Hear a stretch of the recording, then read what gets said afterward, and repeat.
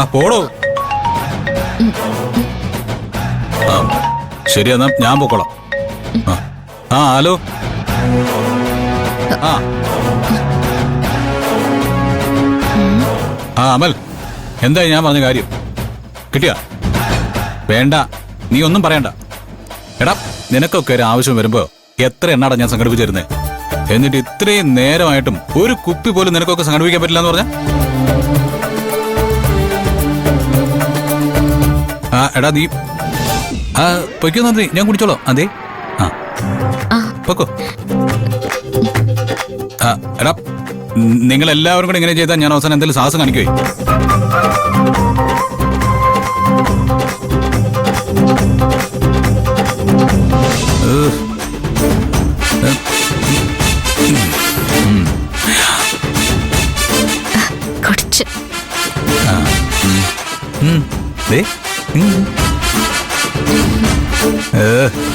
രക്ഷപ്പെട്ട്.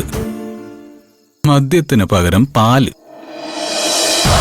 എടാ, ഞാൻ ഇവിടെ പറഞ്ഞടാ മരം കൂടെ വെച്ചിട്ട് പോടാ.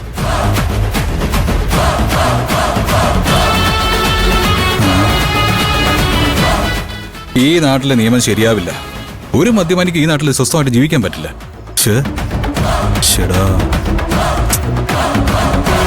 പാല്.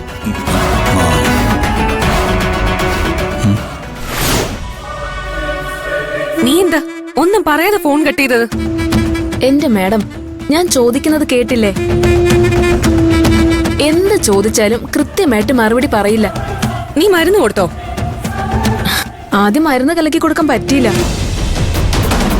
നന്ദിനി അതിന്റെ അടുത്തുനിന്ന് മാറണ്ടേ?